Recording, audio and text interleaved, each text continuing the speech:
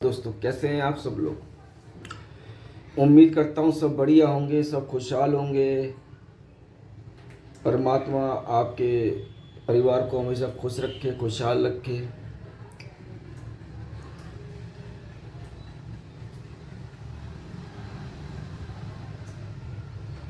जय गुरु जी का लेके नाम जब काम शुरू किया जाता है, कोई बाधा न आती, निश्चित ये हो जाता है। जय गुरु जी का नाम लेके काम शुरू किया जाता है, कोई भी बाधा न आती, निश्चित ये हो जाता है। गुरु जी आकर करवाते सारे बिगड़े काम। जय हो गुरु महाराज के। दोस्तों, क्या मैं अपना परिचय दूं। जीवन में एक बात हमने बहुत अच्छे से जानी। हमारे दादाजी स्वर्गीय श्री डॉक्टर चंद्रसेन सक्सेना, तब हमारी उम्र 11 वर्ष की थी।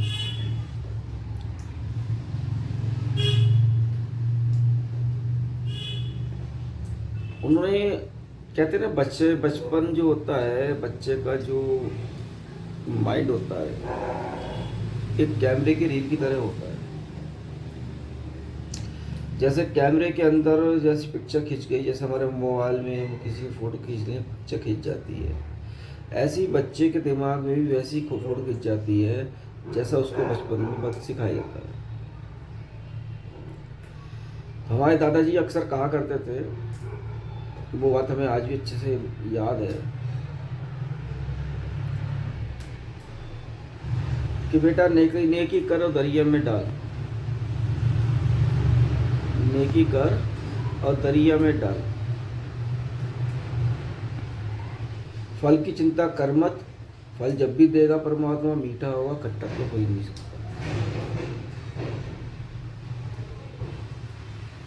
और नेकी कर दरिया में डाल, फल की चिंता कर मत प्यारे, कर्म किए जा तू प्यारे, और कर्म कर्म से इतना बढ़ जाएगा कि तेरी झोली खुद भर जाएगी। बिन मांगे मोती मिले, मांगे मिले ना भीख,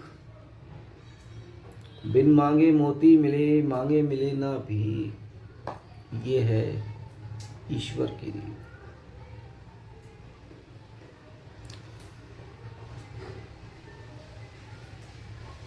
कुछ बातें हमारे दादाजी की हमारे दिल में ऐसे घर कर गई, वो दिमाग से कभी नहीं उठता।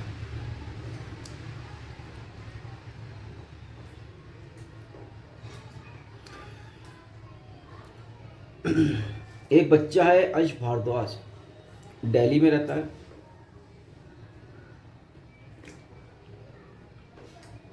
यूट्यूब पे अभी एक्टिव हुए मुझे लगभग 50 से 55 दिन हुए होंगे, समथिंग।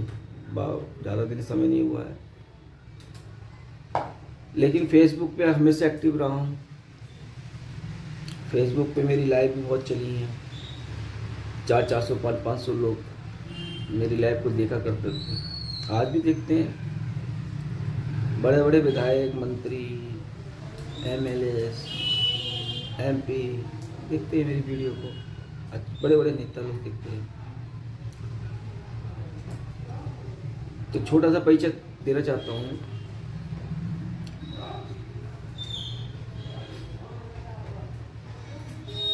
ये ऋषियों को सब 3 ही बात समझ में आती है,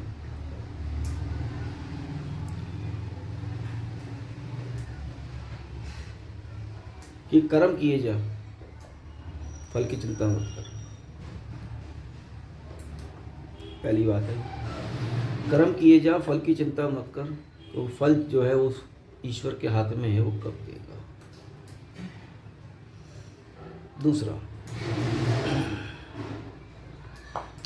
नेकी कर और दरिया में फेंक दे।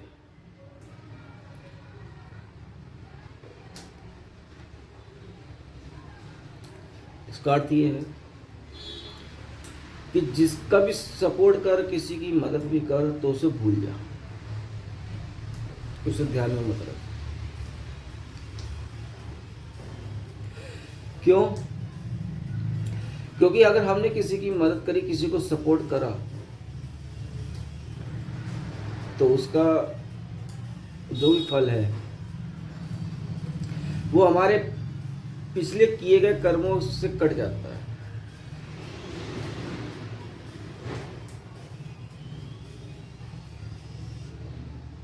तीसरी बात,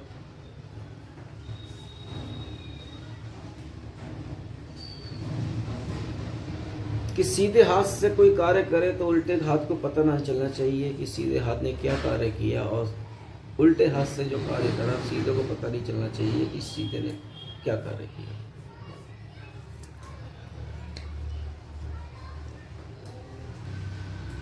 ये दुनिया बहुरंगी है, कई रंग है इस दुनिया के, अच्छे भी हैं बुरे भी हैं। दिमाग में ऐसी छाप छोड़ गए कि ये ऋषियों भूखा रह लिया, प्यासा रह लिया, लेकिन कभी मदद नहीं मांगी।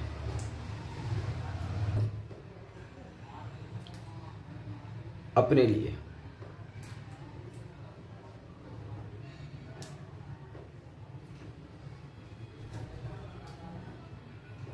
किसी के सामने हाथ नहीं फैलाया, अपने लिए। अगर बताएं हकीकत तो मंदिर हो, मस्जिद हो, गुरुद्वारा हो, चर्च हो, मत्था जरूर टेका ऋषियों ने, कभी नहीं मांगा उससे भी कि ईश्वर मुझे ये चाहिए।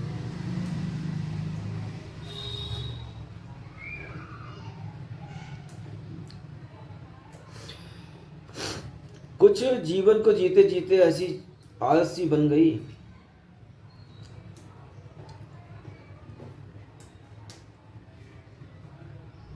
कि इस ईश्वर से भी कहा, बता तुझे क्या चाहिए।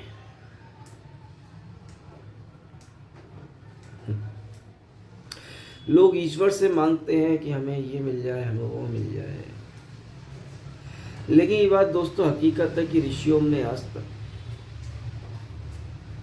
उस ईश्वर से भी नहीं मांगा, उससे भी ये कहा कि बता तुझे क्या चाहिए।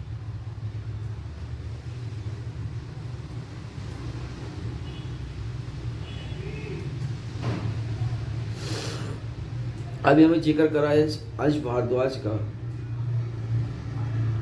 वो बच्चा हमें सन 2021 से फॉलो कर रहा था, लगभग 1.5 वर्ष पहले की बात है। नहीं 1.5 वर्ष तो नहीं, हाँ पिछले साल फरवरी की बात है, 1.25 साल हो गया। 1.25 साल पहले वो हमारे पीछे काफ़ी रहा। बार बार उसका मैसेज आता व्हाट्सएप पे कि अंकल जी आप अपनी कहानी सुनाओ, आपकी कहानी बड़ी रोचक वाली है, हो सकता है हम लोगों को कुछ सीखने का मौका मिले। क्योंकि इसने हमारी फेसबुक की सारी प्रोफाइल, पूरी प्रोफाइल चेक करी थी, एक एक फ़ोटो चेक करी, एक एक वीडियो चेक की हुई, हमारे काम कार्य का तरीका देखा। तो ऐसे वैसे हमें जानने के लिए बहुत सारे लोग रहे, हमारे बारे में जानना चाहते थे, लेकिन आज तक का ये इतिहास है ऋषियों का कि ऋषियों के बारे में कोई 1% भी नहीं जानता है अभी भी कि ऋषियों ने क्या करा है।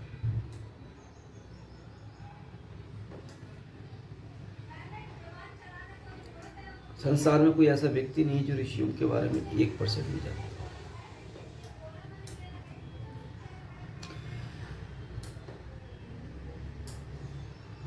उस बच्चे ने काफ़ी जिद करी, अंकल जी आप अपनी स्टोरी ऑनलाइन लेकर आओ, हो सकता है हम लोगों को कुछ सीखने को मिले, क्योंकि आपके अंदर हमें कुछ एक नई बात नज़र आती है, आप बहुत क्रिएटिव मैन हो।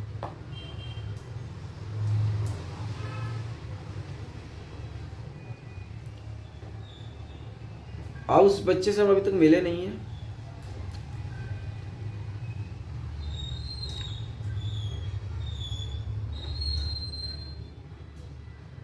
ईश्वर उसके परिवार को हमेशा खुश रखे।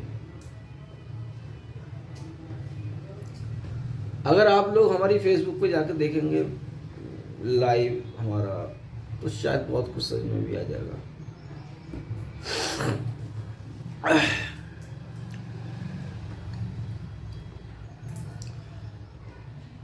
अब हम समझ गए थे जब हम अपनी स्टोरी ऑनलाइन लेके आएंगे तो कुछ ना कुछ पंगे जरूर होंगे, कहूँगा। अब पंगों से तो ऋषियों डरता नहीं है, क्योंकि पंगों से तो बचपन से आदत पड़ी है।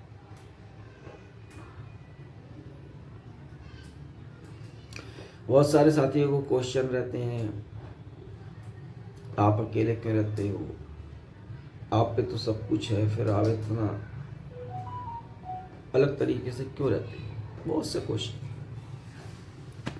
और होने भी चाहिए कि एक व्यक्ति के पास इतना सब कुछ होने के बावजूद वो ऐसा जीवन क्यों जी रहा है। जिक्र करते हैं कि इस ऋषियों का दिल आज तक संसार में एक व्यक्ति के अलावा कोई नहीं जीत पाया।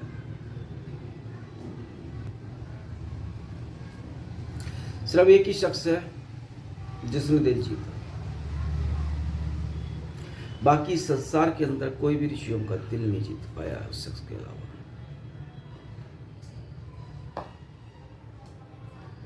ना कोई ऋषियों को इतना समझ पाया। अक्सर एक आप लोगों ने कहावत सुनी होगी, और हम उसका जवाब लोगों में अक्सर दे दिया करते थे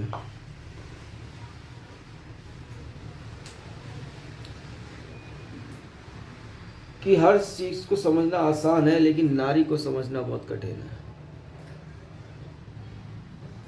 है ना। कि नारी की गहराई को समझना बहुत कठिन है।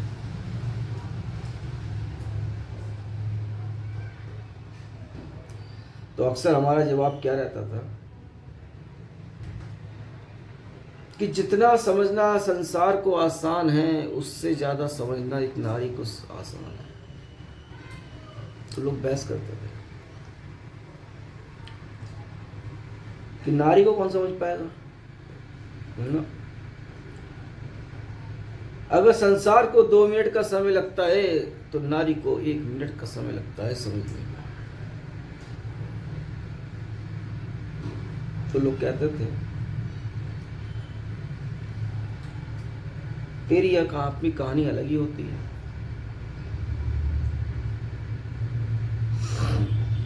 और पूरा जवाब हम क्या दिया करते थे कि संसार को समझने में 2 मिनट का समय लग सकता है, इंसान नारी को समझने में 1 मिनट का समय लग सकता है, लेकिन ऋषियों को समझने के लिए पूरा जीवन व्यतीत हो जाएगा, कोई समझ नहीं पाएगा।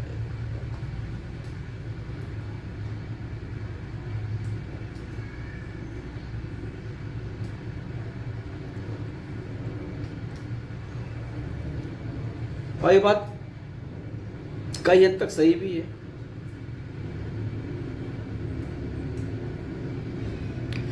अगर ऋषियों को कोई समझ पाएगा तो वही समझ पाएगा जो दिल से समझेगा। दिमाग लगाने वालों के तो ऋषियों कभी भी पास भी नहीं कर सकता।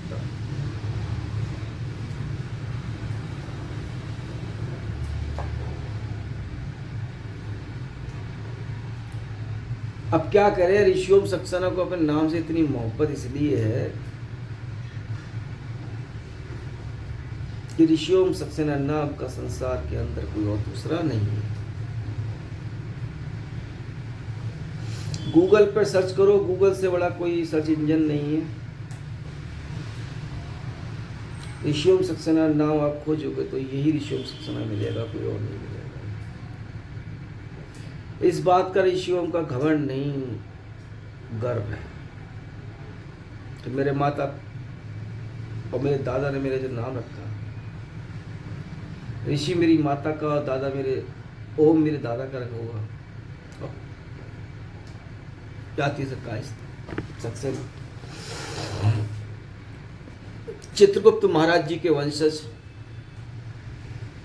जिनके पास पूरे संसार का लेखा जोखा है, उनके वंशज हैं।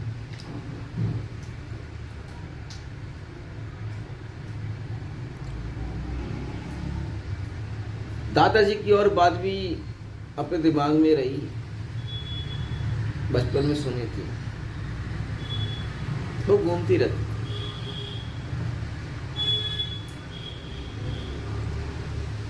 कर खुदी को बुलंद तू इतना, तेरी तकदीर बदलने से पहले खुदा खुद तुझसे आके पूछे, बोल तेरी वजह क्या है, बोल तेरी वजह क्या है। इसका अर्थ हमारे दादा ने हमें बताया।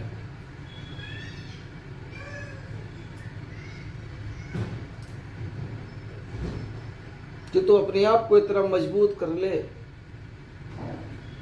तू अपने कर्मों को इतना बड़ा कर दे कि वो भी मजबूर हो जाए तेरे से पूछने के लिए, बता तुझे करना क्या है।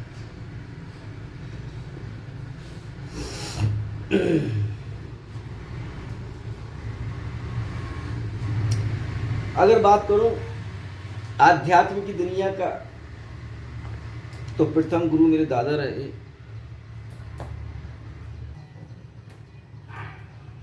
मेरे दादा भी एक जानी मानी हस्ती थे, आज भी उनका नाम है बुजुर्गों में भी। उत्तर प्रदेश के रामपुर जिले में एक तहसील मिलक, जाने माने डॉक्टर। 1940 और 50 के दशक में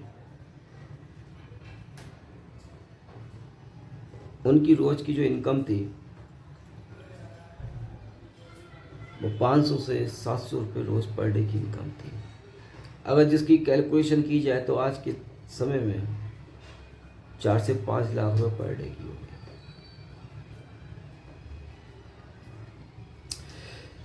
हमारे पिताजी पीडब्ल्यूडी में जेई थे, जूनियर इंजीनियर।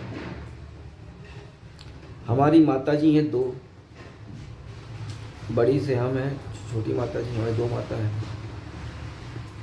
दोनों माता टीचर रिटायर हैं। हम 4 भाई, 2 बहन। एक बहन हमसे बड़ी है, बाकी सब छोटे हैं।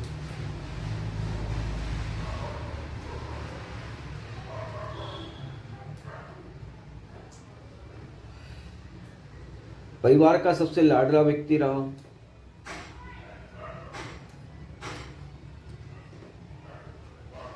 लेकिन जीवन में कुछ परिस्थिति एकदम ऐसी अचानक आई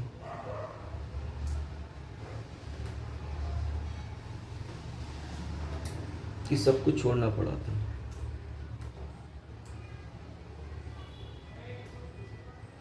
जीवन की एक नई शुरुआत की सन 1996 में। फिर जीवन ने एक ऐसा और झटका दिया, फिर एक सही शुरुआत करी सन 2002 में।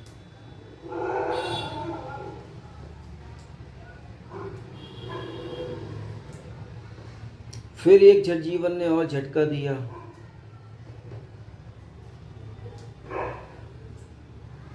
शुरुआत करी जीवन की फिर एक 2010 में।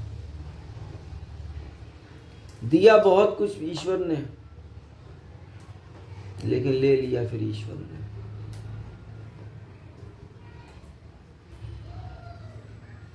फिर शुरुआत करी जीवन की एक और, फिर बहुत मिला ईश्वर से, फिर चला गया। फिर 2017 में सब कुछ फिर छिन गया। लेकिन ये ऋषियों हिम्मत नहीं है।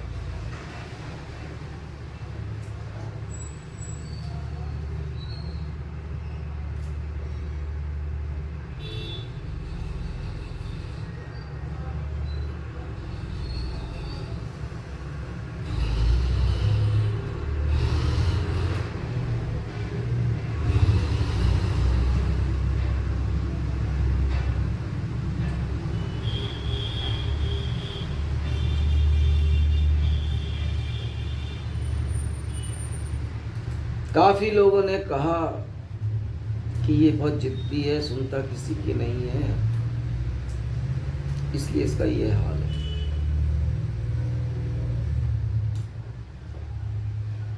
ये बार बार ऊंचाई पे जाता है और गिर जाता है, इससे घमंड हो गया है।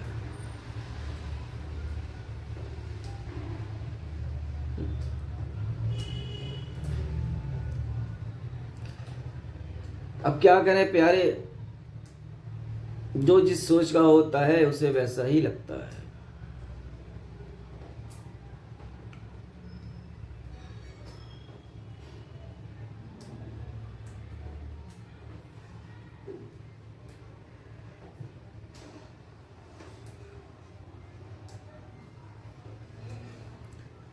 ये तो अपनी अपनी सोच है, जो जैसा सोचता है, जैसा करता है, जैसा होता है, उसे वैसा ही महसूस होता है।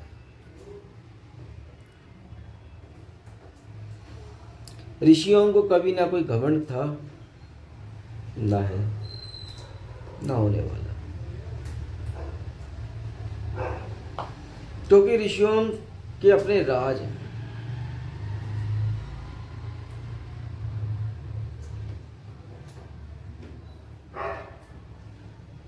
ये तो गीता में भी कहा गया है,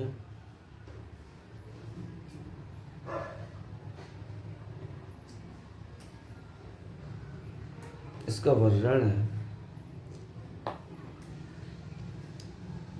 कि फल की चिंता मत कर, वो उस पे छोड़, तू अपना कर्म कर प्यारे।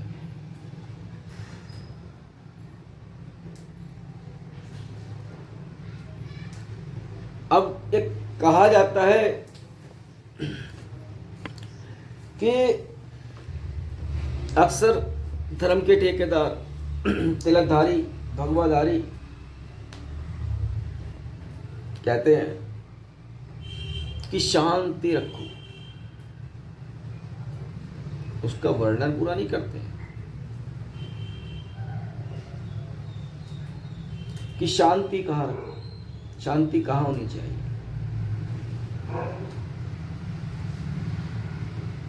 क्यों? अगर पूरा ज्ञान बताएंगे, पूरा वर्णन करेंगे, तो फिर उनको कौन पूछेगा, उनको नोटों का चढ़ावा कौन देगा।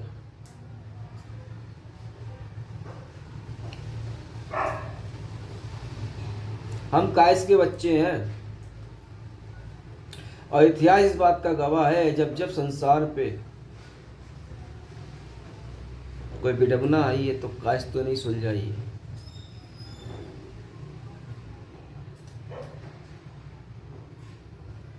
कायस्थ चित्रगुप्त महाराज जी के वंशज,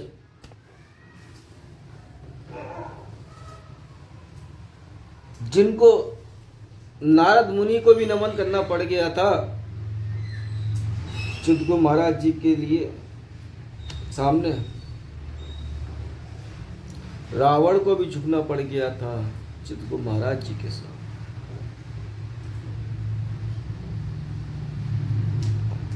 कायस्थ, कभी जाइए खोजिए कायस्थ क्या होते हैं। आजकल के कायस्थों ने तो नाम डुबो दिया है, वरना जहां कायस्थ बैठ जाया करता था उसकी जवान कभी कटती नहीं थी। जो उसने कह दिया कोई रोक नहीं सकता। कायस्थों के बारे में क्या कहा जाता है, अपनी अपनी विडंबनाएं हैं। अगर देखा जाए तो राजा महाराजों के दरबार में सलाहकार भी कायस्थी हुआ करते थे, सरकारी जॉब में भी कायस्थी ही हुआ करते थे।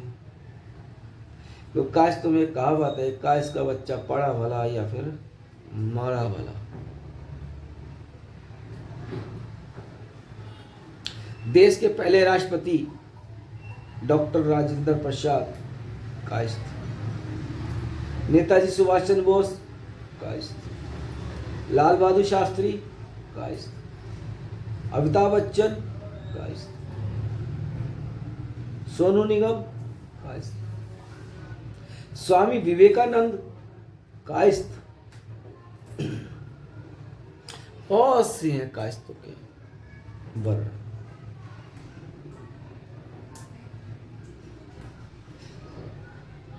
कायस्थ,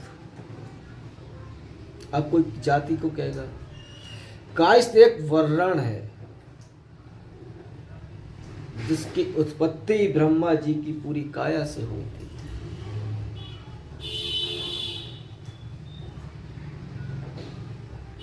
शब्द अगर देखा जाए तो चित्रगुप्त के नाम से ही सोचे जाए कि ब्रह्मा जी का एक चित्र है जो गुप्त है, हम उनके वंशज।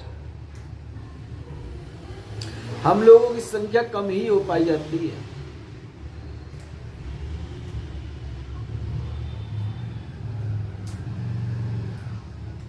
एक घटना बताएं आपको। एक गांव पड़ता है, वहां पे जाटों का गांव है, जाट है, वहां पे भगवान है, सब चारी बिरादरी,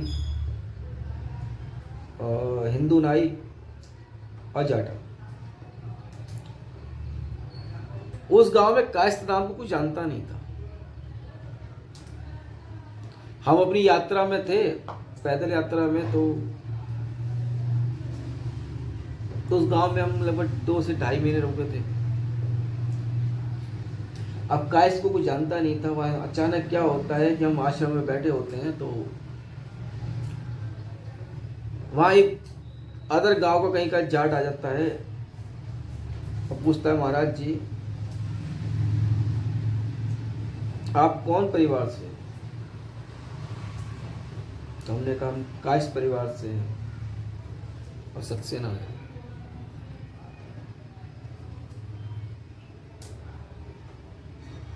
वो इतना खुश हुआ और गांव के काफी लोग बैठे हुए भी थे। उसने हमसे एकदम कहा, महाराज जी आपके गले लगना चाहते हैं। हमने कहा भगवान गले लगो तो ईश्वर के लगो, हमारे क्यों लगते हैं? बोले नहीं महाराज, कायस्थों की संख्या कम है और कायस्थ बहुत कम जगहों पे मिलते हैं।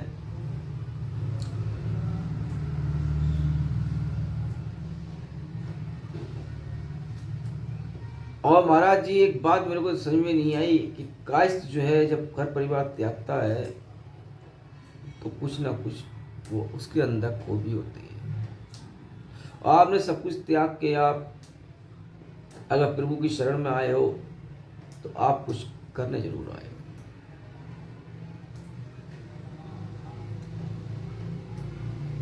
उसने ठीक है भगवान आपकी इच्छा पूरी करते हैं, मिल लीजिए गले में। अब हमने कुछ नहीं कहा उस गांव वालों से, लेकिन उसने 2.5 से 3 घंटे कायस्थों का वर्णन जो करना शुरू किया, तब उस गांव के लोगों को पता चला कि कायस्थ नाम भी कोई होता है।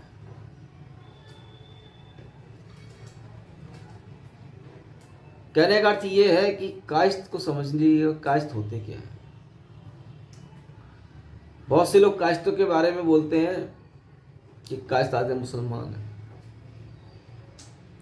बहुत से कहते हैं यार कायस्थ जो है ईसाई में भी आते हैं, लेकिन ऐसा कुछ नहीं। कायस्थ सिर्फ एक ही बात जानता है कि हम इंसान हैं। जात पात धर्म ये सिर्फ हम लोगों का बनाया हुआ है। ईश्वर ने सिर्फ इंसान बना के भेजा है और इंसान ने अपने आप को बड़ा बनाने के लिए बांट दिया है।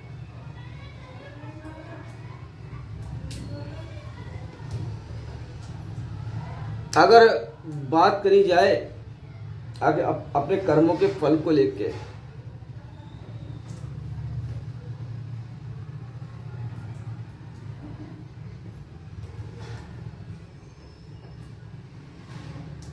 तो ये तो कायस्थों को वरदान पहले ही मिला है नारद मुनि के द्वारा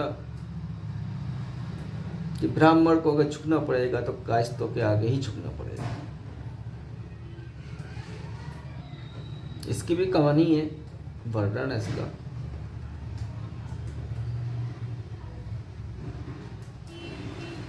हमने एक लाइव में अपने सुनाया है फेसबुक पे, शायद वो वीडियो हमने अपलोड भी कर दी है यूट्यूब पे, आप लोग देखना। इस जाति पात धर्म में जो बांट रखा है ये सिर्फ राजनीति है। अगर ये राजनीति नहीं करेंगे तो इनको कौन पूजेगा, कौन मानेगा। अब कायस्थ जो है इन सबका विरोध करता है।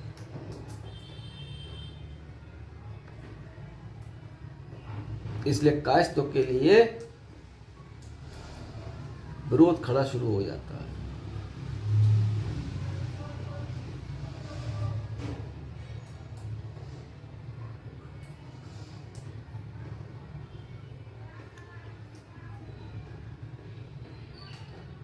दोस्तों फिर से एक नई शुरुआत करने जा रहे हैं, जीवन की 5वीं बार। और अब शुरुआत तो ऐसी है कि कोई कमी नहीं छोड़ेंगे किसी भी बात की।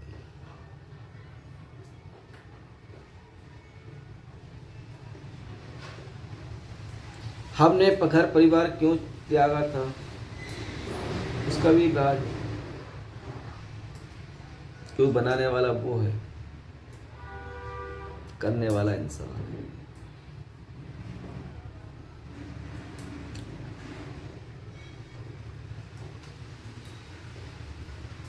ईश्वर ने सिर्फ 2 ही चीज अपने हाथ में रखी है, जीवन और मृत्यु, बस। इसके अलावा ईश्वर ने कुछ भी अपने हाथ में नहीं रखा है, सब कुछ मनुष्य को दिया हुआ है।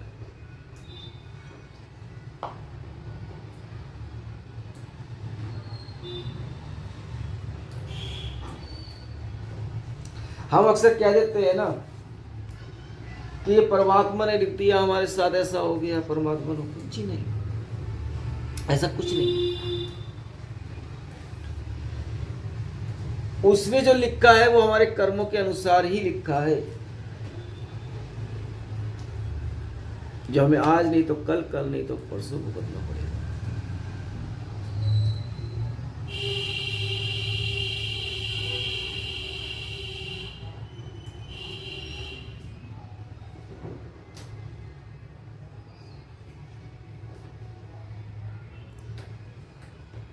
अगर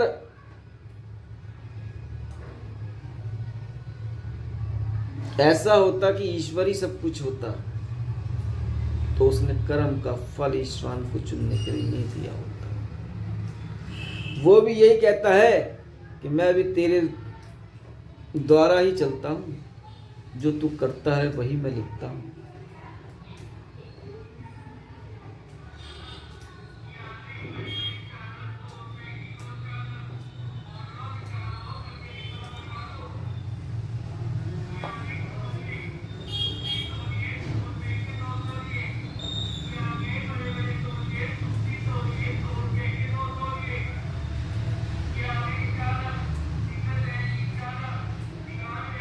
कहीं किसी शास्त्र में नहीं लिखा है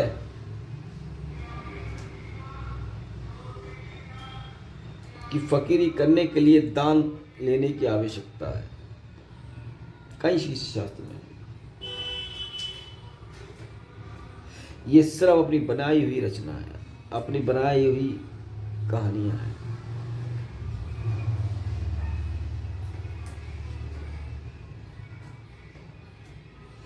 बैठ जाते हैं तिलक लगा के, बैठ जाते हैं भगवा वस्त्र पहन के, बैठ जा 4-5 मालाएं पहन ली और दिखाने लगे कि हम ईश्वर हैं। ईश्वर कौन है पहले इसको समझना बहुत जरूरी है। भटका रखा है संसार को इन धर्म के ठेकेदारों ने।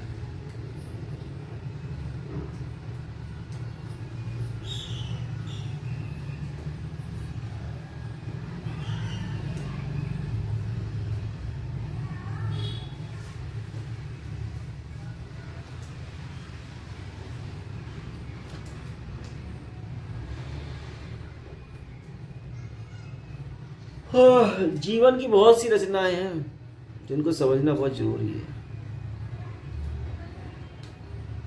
अगर बात करें ज्ञान की तो सारे संसार का ज्ञान 3 शब्दों में ही खत्म है। बाकी जो ज्ञान है सब बेकार की बात है। वो सब हमारे आपके कर्मों का फल है, बस।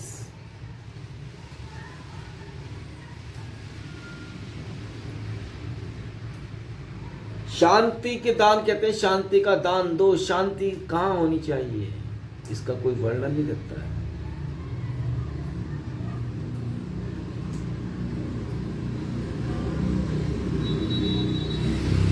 शांति आपके अंदर होनी चाहिए, अंदर, कि मेरे ईश्वर जो मुझे मिला, मुझे अपने कर्मों का फल मिला। मैं आज जो जी रहा हूं अपने कर्मों के फल की वजह से जी रहा हूं। वो शांति,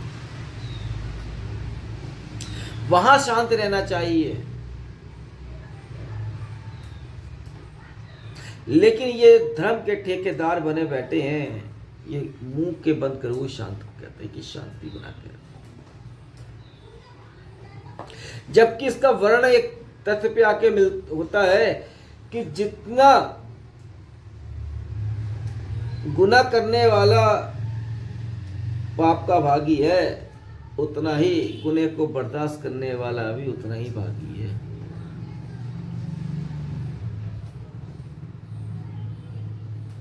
ये सिर्फ लोगों को मार्ग से भटका रहे हैं, और ऋषियों बचपन से आज तक इसी बात को जीता हुआ आ रहा है।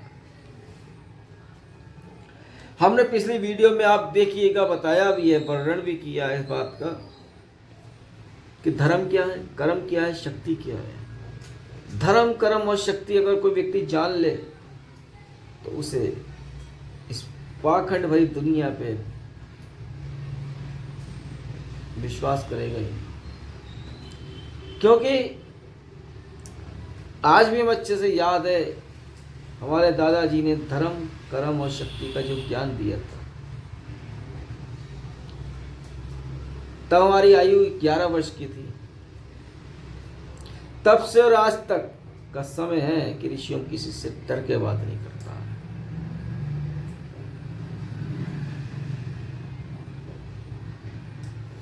और यही कहता है कि चल हट, तुम सब पाखंडी हो।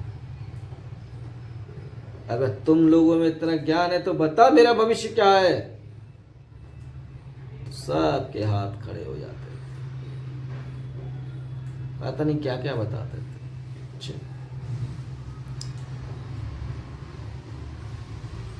उन लोगों को नहीं पता था कि ऋषियों को इस ईश्वर ने, मेरे भोलेनाथ ने क्या दिया है।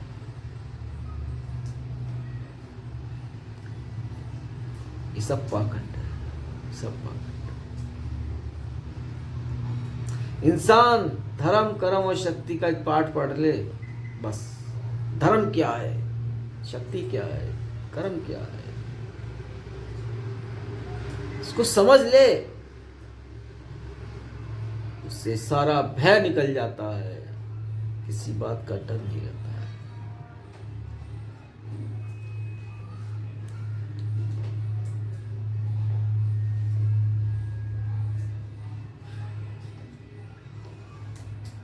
इंसान है, इंसान बन के रहें तो अच्छा है, वरना सब बेकार का लग रहा है।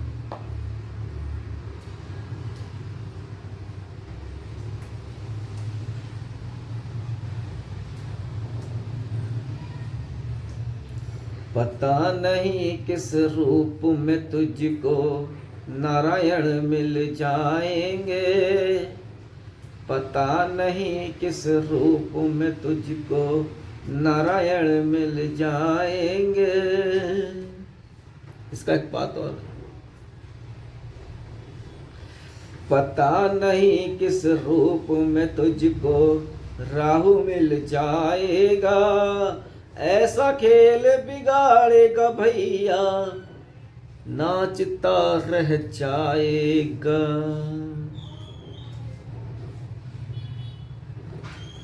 राहु ऐसा खेल है प्यारे, जब वो खेलता है, हर जगह वो युद्ध कराता, सत्यानाश वो करता है। राहु है भाई भोले प्रात का, ऐसा प्रेमी आया है। राहु को जो न समझ सका, वो गर्दिश में गाया है। गया, गर्दिश में गया। इन लोगों ने राहु को बहुत, पंडितों ने, ब्राह्मणों ने और लोगों ने राहु के लिए ना एक हौवा बना दिया, लेकिन ये नहीं पता कि राहु जो है वो कलयुग का राजा है। राहु एक देवी तो है, वो भी इसकी रचना है।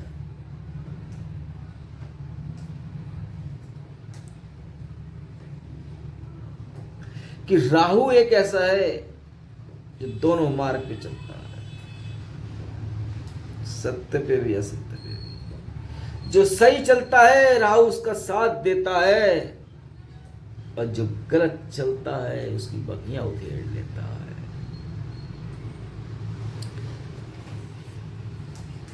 इसलिए राहु से इन लोगों ने, राहु को इन लोगों ने डरा रखा है कि राहु ऐसा होता है। और मेरे भोलेनाथ ने तो इस ऋषियों सक्सेना को 3 ऐसे तथ्यों का ज्ञान दे दिया जिसका सबूत भी रहा है।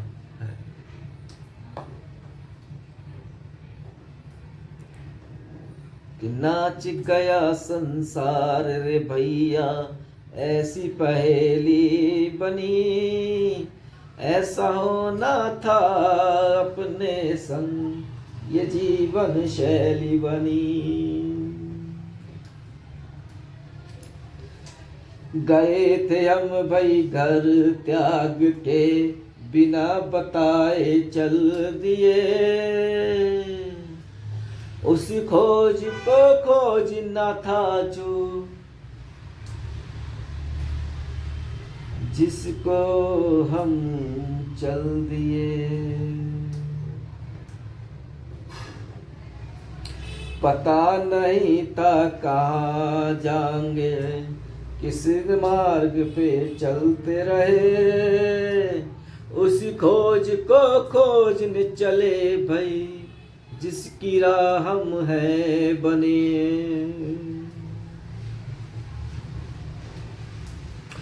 19 बरस में खोज निकाला, ऐसी अपनी खोज बनी, सारे संसार के अकेले भये हम, ऐसी अपनी शैली बनी। जितने थे भाई संगी हमारे, कोई ना संग रहा, ये पागल अकेला चलता रहा, कोई संग न रहा। 19 बरस की तपस्या से अब ये पार चला, दूसरी खोज करने चला रे, ऐसा इसका इतिहास गढ़ा।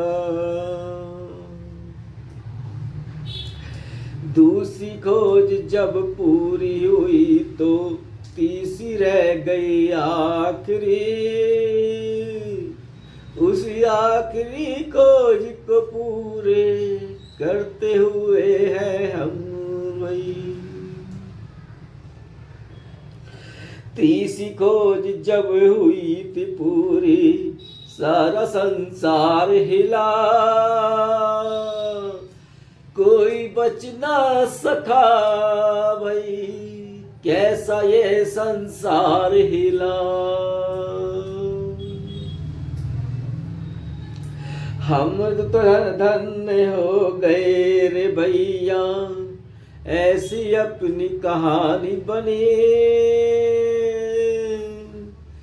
तीन लोक में बाजार डंका, ऐसी अपनी कहानी बनी।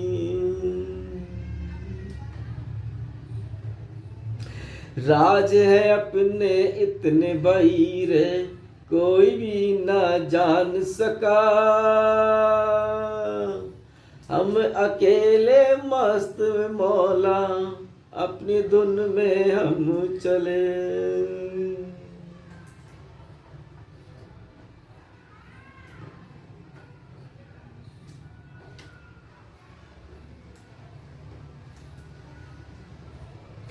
ऐसी अनुभूति हुई हमें भई,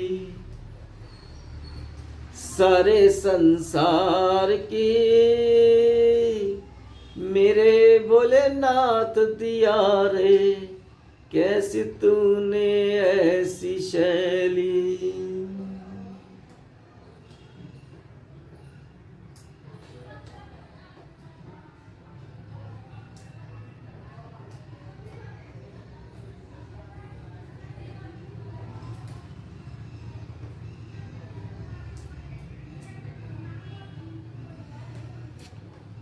वो समय जब आया रे भैया,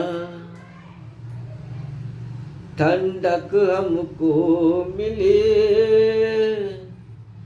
मन में इतनी शांति भई रे, अपनी अब चली। 5 बरस से गा रहे हैं गाथा, कोई इसको समझ लो भाई। अगर सब इतने ज्ञानी हो तो इतिहास हमारा बताओ भाई।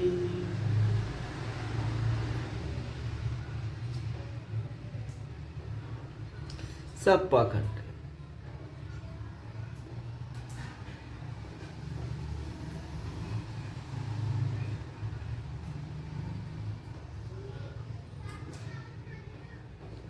लोग अगर किसी के की ना 100 रुपये से मदद कर देते हैं ना, 100 बार गाते हैं, 100 बार कि हमने उसकी मदद करी।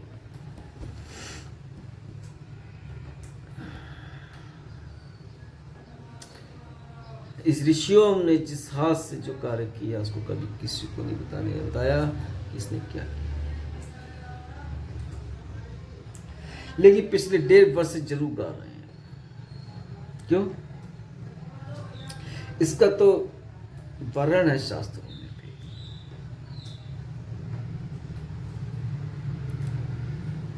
कि संसार का कोई एक ऐसा व्यक्ति जो सत्य के मार्ग पर चल रहा हो, तो कोई भी हो सकता है, और उसने अपने सत्य का मार्ग ना छोड़ा हो, अपने पराये हो गए हो,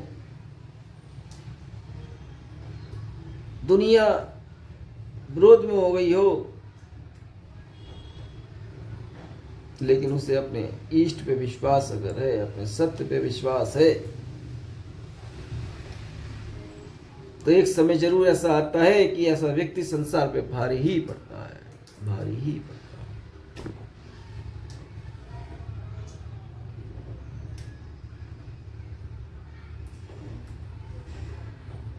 अपनी खोज जब पूरी भई तो पहुंचे एक संत के पास।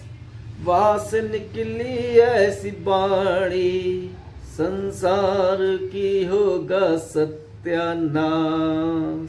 हुआ इस बाणी से 19 वर्ष से किसी चीज को हम खोज रहे थे, उसका सबूत भी है। जब सबूत नहीं था तो ऋषियों में शांत था, और सबूत होने के बाद ऋषियों में 1 वर्ष तक फिर भी शांत रहा, और उसके बाद आज तक का समय ललकार रहा है।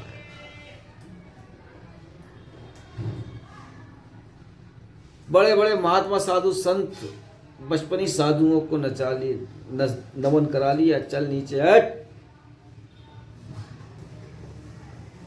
तुम धर्म के ठेकेदार हो? धर्म बताओ, धर्म क्या है? और ये धर्म है तो फिर ये भटका क्यों रहे?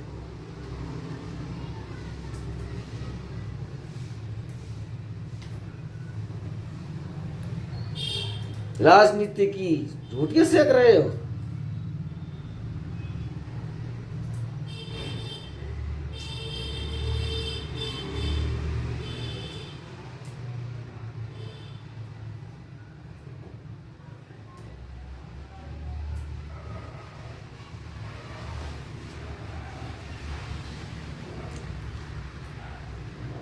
खोज क्या थी बताते हैं। लाइव पे जाना आप, हमारे फेसबुक की बहुत सी वीडियो हमारी पड़ी है, उसमें हम जिक्र भी किया है, आज फिर करना।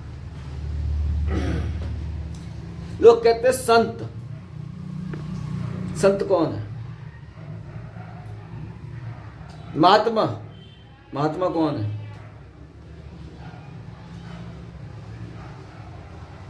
लोग कहते हैं जो भगवा वस्त्र पहन लिया, जिसने घर परिवार त्याग दिया, वो महात्मा हो गया, संत हो गया।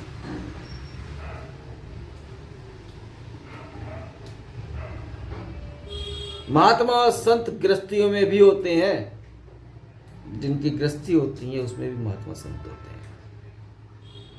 इस बात का हम सबसे बहस कर लेते हैं। बता, अगर तूने घर परिवार त्याग दिया और भगवा वस्त्र धारण कर लिया तो उसका अर्थ हो गया तू संत हो गया? तू संत नहीं, तू त्यागी हो गया। और त्यागियों को तो ईश्वर इतनी आसानी से दर्शन नहीं देता है जितना गृहस्थियों को दे सकता है। तू त्यागी है। त्यागी कभी भी संत नहीं हो सकते। तो संत हमेशा अंत रहता है। अंत का ये नहीं घर परिवार त्याग दिया और जाके जंगल में बस गया वो अंत हो गया, नहीं। अंत का अर्थ होता है अलग।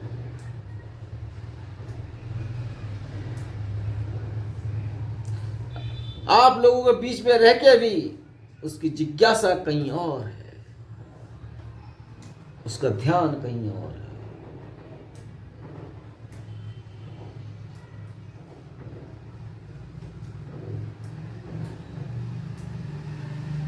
भटका रखा है धर्म के नाम पे, जाति के नाम पे।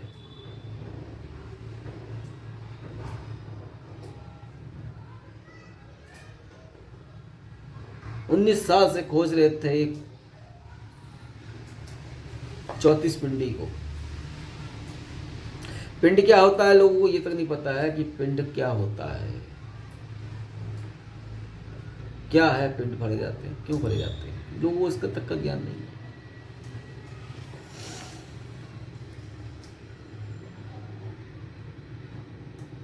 उन्नीस साल में खोज निकाला एक 34 पिंडी महात्मा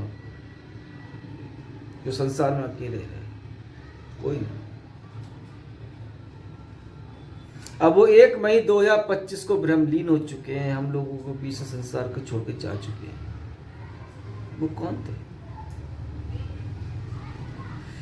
चैलेंज कर चुके हैं ऋषियों पहले और आज भी वीडियो में कह रहे हैं, संसार के एक एक धर्म के ठेकेदार, चाहे वो प्रेमानंद हो, चाहे ब्रह्मानंद हो, चाहे बाबालाजी बाबा बागेश्वर धाम वाले हो, चाहे कोई हो, सबको संसार के एक एक धर्म के ठेकेदारों को चैलेंज है ऋषियों का। बताओ वो कौन थे?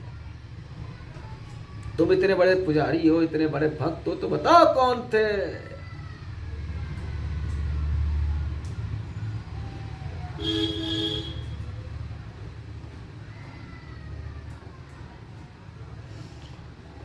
मेरे भोलेनाथ तू प्यारा, तू का को चल दिया, अपने दर्शन दे के भैया हमसे दूर क्यों भया।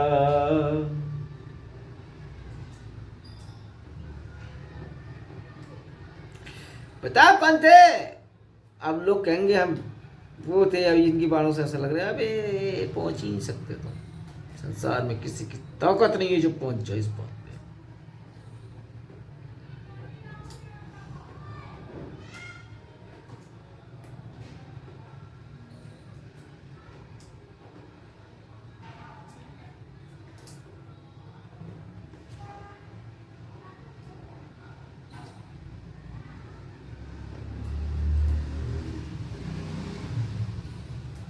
ईश्वर को समझो रे भैया, ईश्वर कौन है? आपके कर्मों में ढूंढो, आप ही ईश्वर भय। कर्म में ईश्वर है। जैसे आपके कर्म है वैसे ही आपके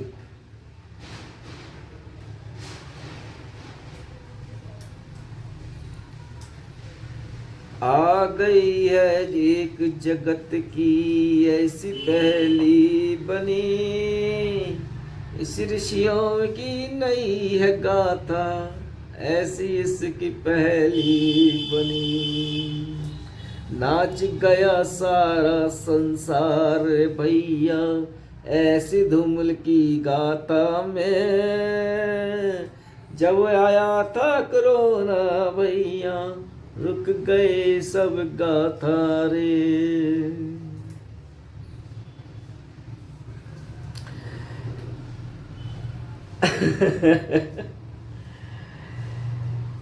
जो कहता हम है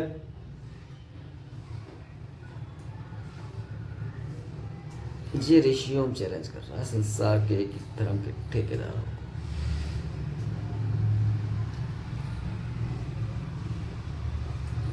भटका रखा है इंसान को, धर्म से भटका रखा है, कर्म से भटका रखा है, शक्ति से भटका रखा है।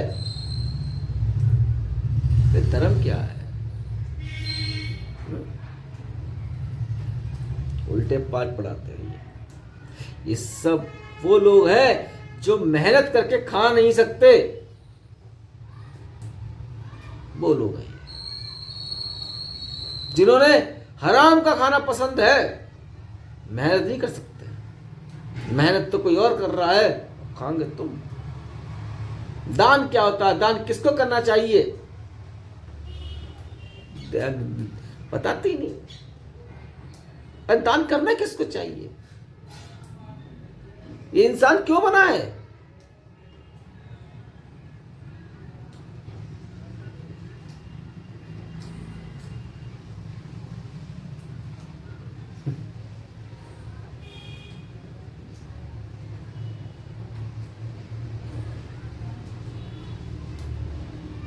जंग है, जंग, धर्म के युद्ध।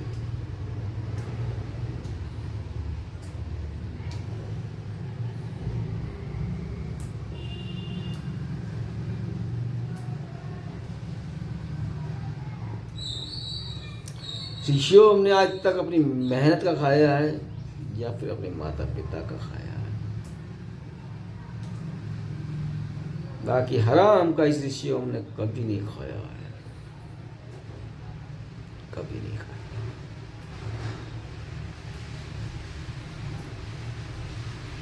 मेहनत कर ले, पेट भर लिया, लेकिन जो हराम का है उसे कभी नहीं खाया। चाहे मेरे गुरु थे, चाहे मेरे माता पिता, मेरे भाई, मेरे दादा, सब मेहनत का खाया। मेरे गुरु भी अपनी मेहनत का ही खाते थे। उन्हें जड़ी बूटियों का ज्ञान था, जड़ी बूटियों को बेच के अपनी जीविका चलाते थे। और ये बैठ गए हैं जो धर्म के ठेकेदार, जो अपनी रोटियां सेक रहे हैं। हराम खोर कहता हूं ऐसे लोगों को ऋषि। हराम।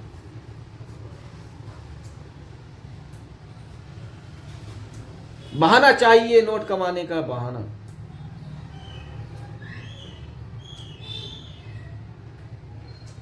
मेहनत तो होती नहीं। नहीं मानता ये ऋषि।